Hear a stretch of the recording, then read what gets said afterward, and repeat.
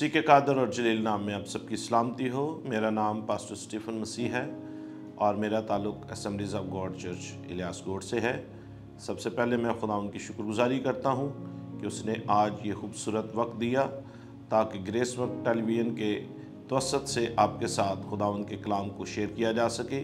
और इसी तरह मैं शुक्रगुजार हूँ अपने भाई पास्टर दानिश पीटर का, उनकी फैमिली का और उनकी सारी टीम का। सो आइए मेरे अजीज़ों, कलाम मुक़द्दस को खोलते हैं जिनके पास खुदा उनका ज़िंदा पाक कलाम है। आप मेरे साथ मिलकर खोल सकते हैं मत्ती की अंजील, उसका 6वां बाब और उसकी 16वीं आयत से पढ़ते हैं। मत्ती की अंजील 6वां बाब और 16वीं आयत से जब हम पढ़ते हैं तो यूँ लिखा है, और जब तुम रोज़ा रखो तो रियाकारों की तरह अपनी सूरत उदास ना बनाओ, क्योंकि वो अपना मुंह बिगाड़ते हैं ताकि लोग उनको रोज़ादार जानें। मैं तुमसे सच कहता हूँ कि वो अपना अजर पा चुके। बल्कि जब तू रोज़ा रखे तो अपने सर में तेल डाल और मुंह धो, ताकि आदमी नहीं बल्कि तेरा बाप जो पोशीदगी में है तुझे रोज़ादार जाने। इस सूरत में तेरा बाप जो पोशीदगी में देखता है तुझे बदला देगा।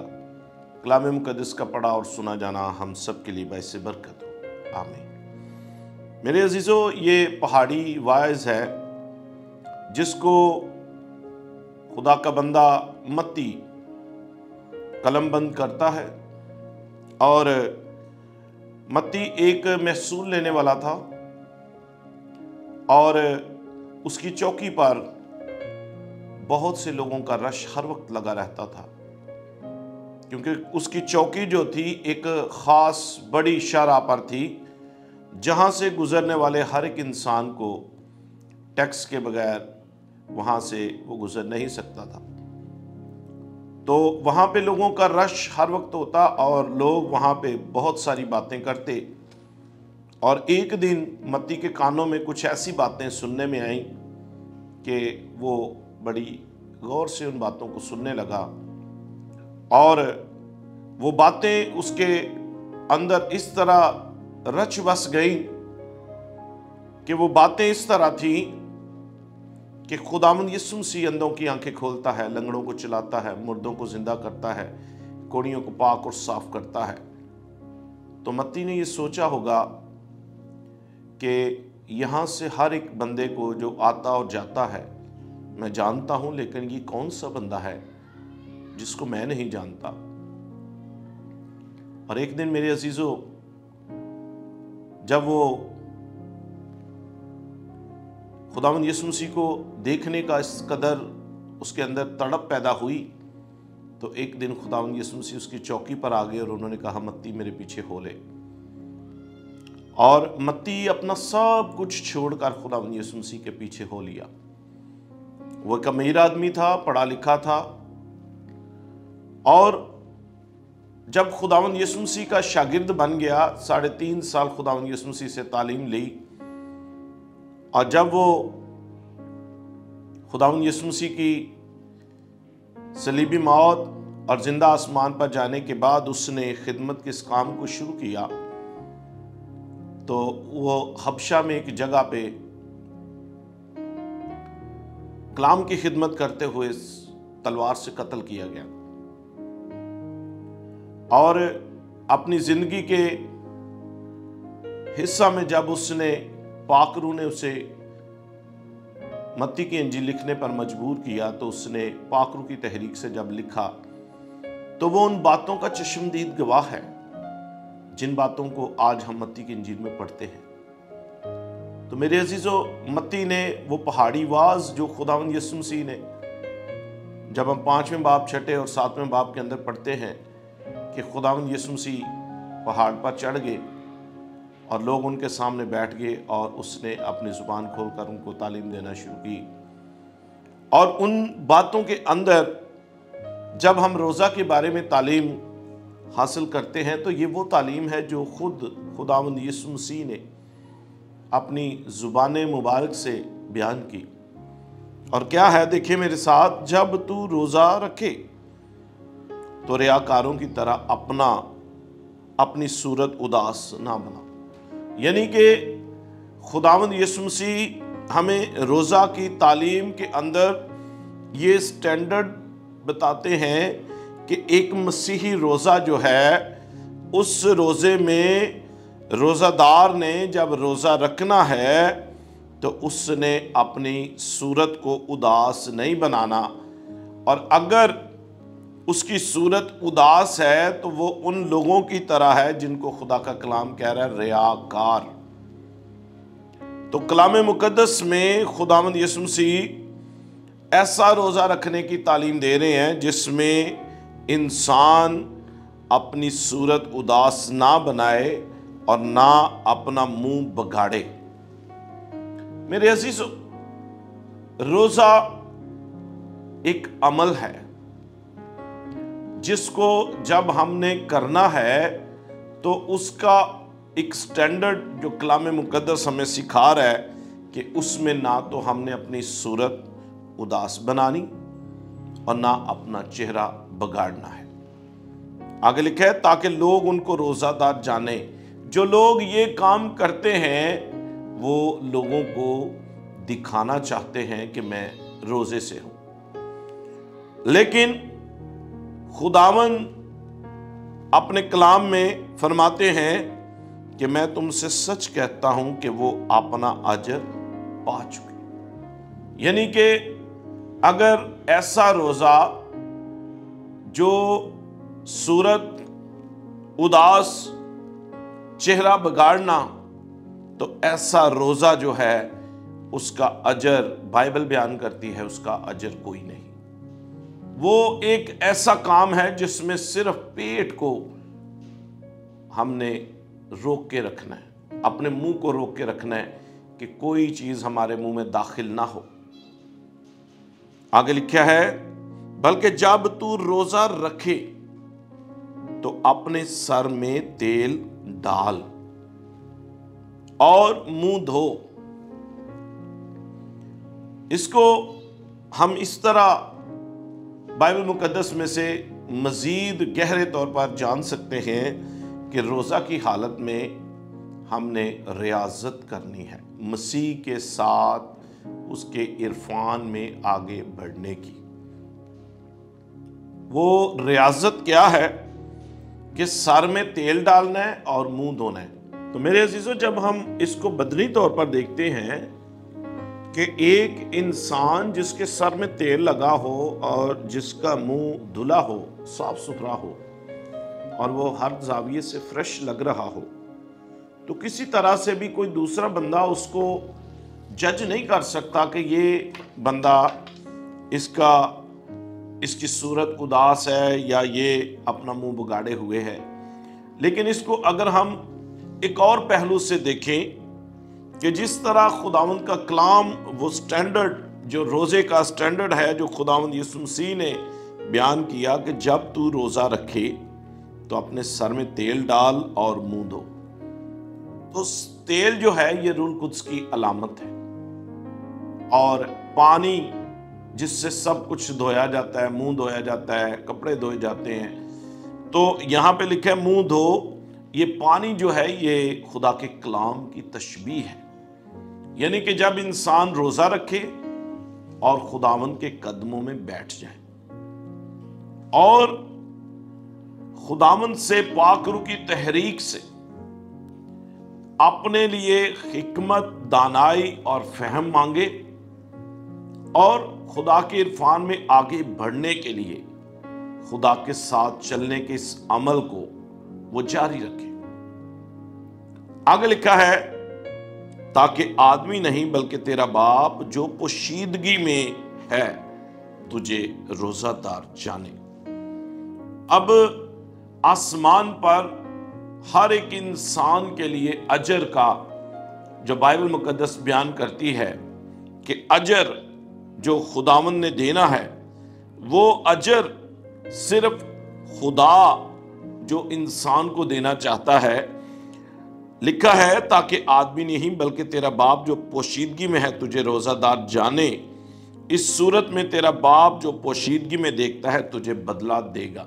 यानी कि वो मेहनत, वो अमल जिसमें एक ईमानदार रोजा रख कर अपने किचन की उन चीजों को, फ्रिज के अंदर रखी हुई उन तमाम चीजों को वो एक साइड पर करके वो खुदावंद के कदमों में बैठ जाए, वो रूल कुद्स की तहरीक से खुदा से मांगे और कहे, ऐ खुदा पाकरू मुझे सिखा। मेरे अजीजों, ऐसा रोजा जो हमारे खुदा को पसंद है, ऐसे रोजे की तालीम जो खुदावंद यीशु मसीह ने खुद हमें दी, और ये वो रोजा है जिस रोजा में खुदा के लोगों की आवाज आलमे बाला तक पहुंचती है। ऐसा रोजा नहीं कि इंसान रोजा रखे और अपनी सूरत उदास बनाए, अपने मुंह को बिगाड़े, लोगों पर ये राज अफशा करे कि भाई मैं रोजेदार हूं, और लोग उसको बहुत मजहबी समझकर उसकी तारीफ करें। बाइबल बयान करती है ऐसे रोजे का कोई बदला नहीं, कोई अजर नहीं।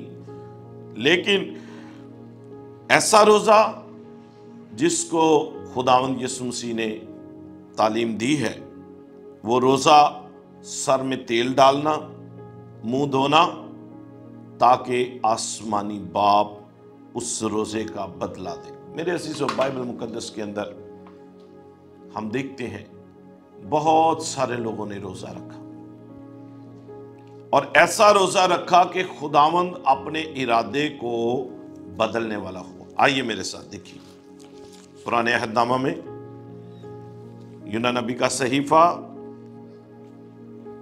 उसका 3 बाब और उसकी पहली आयत से जब हम पढ़ते हैं, लिखा है, और खुदावंद का कलाम दूसरी बार यूना पर नाजिल हुआ कि उठ उस बड़े शहर नैनवा को जा और वहां उस बात की मुनादी कर जिसका मैं तुझे हुक्म देता हूं। तब यूना खुदावंद के कलाम के मुताबिक उठ का नैनवा को गया, और नैनवा बहुत बड़ा शहर था और उसकी मुसाफत 3 दिन की राह थी। और यूना शहर में दाखिल हुआ और 1 दिन की राह चला। उसने मुनादी की और कहा, 40 रोज के बाद नैनवा बर्बाद किया जाएगा। अब ये वो कलाम जो खुदा के बंदा यूना पर दूसरी बार नाजिल हुआ।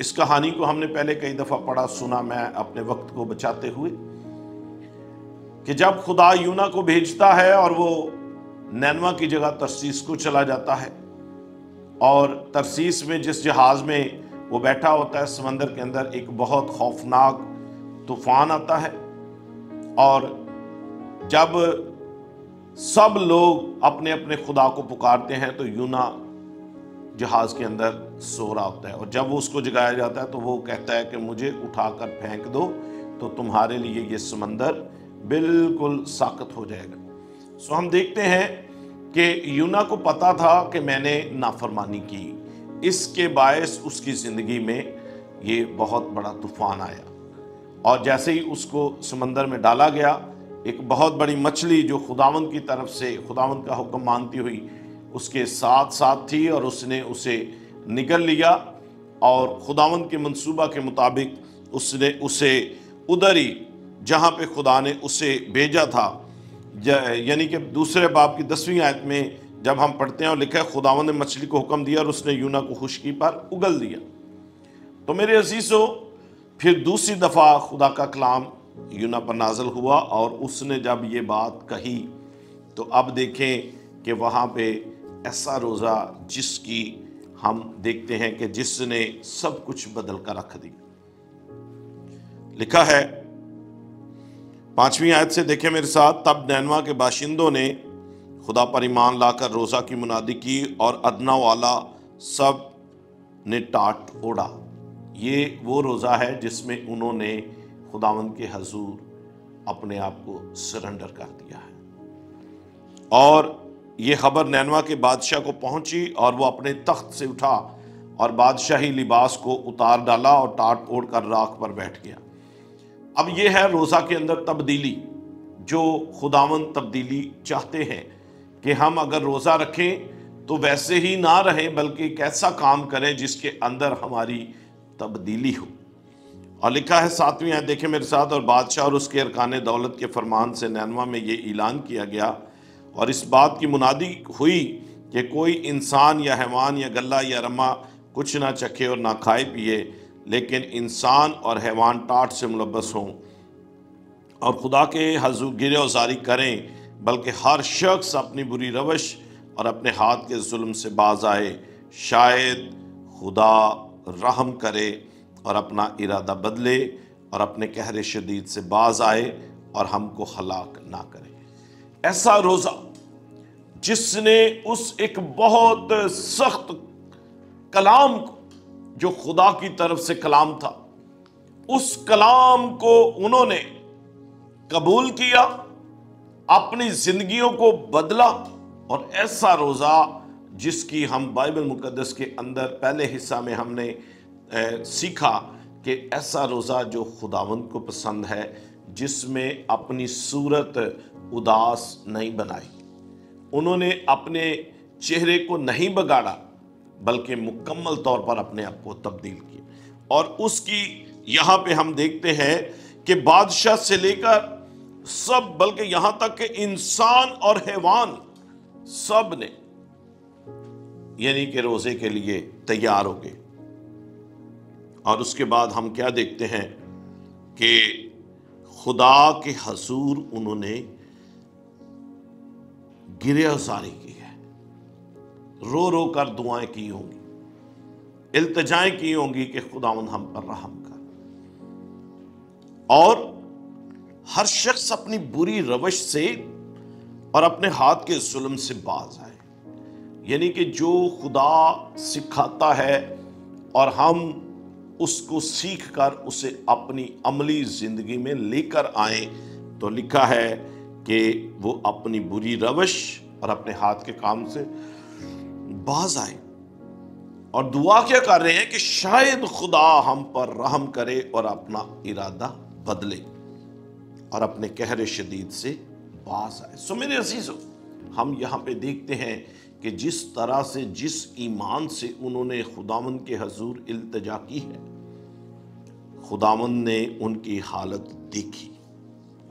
10वीं आयत के अंदर लिखा है, जब खुदा ने उनकी ये हालत देखी कि वो अपनी अपनी बुरी रवश से बाज आए, तो वो उस अजाब से जो उसने उन पर नाज़िल करने को कहा था बाज आया और उसे नाज़िल ना किया। ये है तब्दीली। आज भी मेरे अजीजों, इस कलाम की रोशनी में जब हम देखते हैं कोई बीमारी, परेशानी, दुख, तकलीफ या कोई ऐसी दुआ हमारी जिसका जवाब नहीं मिल रहा, ऐसी हालत में हम रोज़ा रखें। और यहाँ पे सिर्फ ये नहीं कि हमारे ईस्टर से पहले 40 दिन पहले जो हमने रोज़ा रखना होता है, उन रोज़ों का हम वेट करें। नो, बाइबल में लिखा है, और जब तू रोज़ा रखे, साल के किसी भी दिन, किसी भी महीने, किसी भी हफ्ते, आप अपने आप को खुदा के हजूर लेकर आए। और ऐसा रोज़ा जैसा नैनवा के लोगों ने रखा है, ऐसा रोज़ा उन्होंने रखा और सिर्फ इल्तिजा क्या की है कि खुदावंद हम पर रहम करे।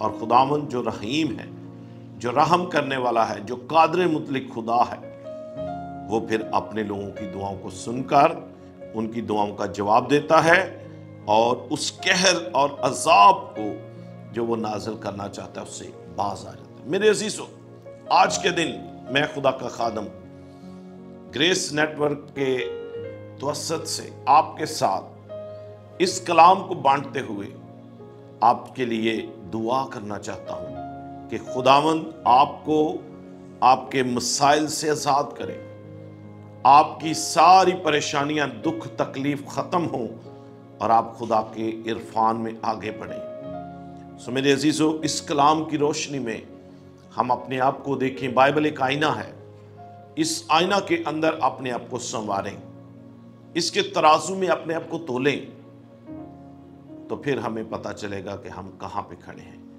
आइए मेरे अजीज़ो, आइए अपनी आंखें बंद करें, सरों को झुकाएं, दुआ करेंगे। हालेलुया। कादर मुतलिक हमारे बुजुर्ग आसमानी बाप, हमारे दिल शुक्रगुजारी से भरे हैं आज के खूबसूरत वक्त के लिए, और मैं इन तेरे तमाम बेटे और बेटियों के लिए जिन्होंने तेरे कलाम की आवाज़ को सुना है, ताकि खुदावन ऐसा रोज़ा जिसको तू पसंद करता है, और खुदावन तेरे लोग ऐसा रोज़ा रखें इन रोज़ों के अयाम में, और एक खुदावन तेरे हजूर गिरफ्तारी करें, रहम की अपील करें, ताकि खुदावन तू इन्हें मुआफ़ करे और अपने हजूर से बरकत दे।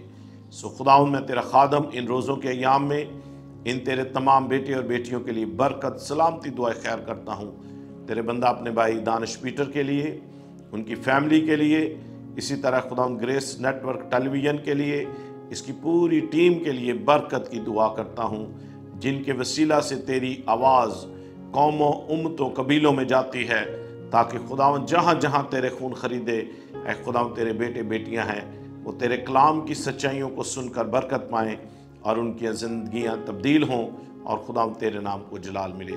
सो खुदावन अपने लोगों को बड़ी बरकत दे, और अपने बंदा पास्टर दानिश पीटर को, उनके घराने को, उनकी टीम को, ग्रेस नेटवर्क टेलीविज़न को बड़ी बरकत दे, खुदावन यीशु के नाम से, आमीन। खुदावंद आप सबको बरकत दे। God bless you all. God bless you Grace television.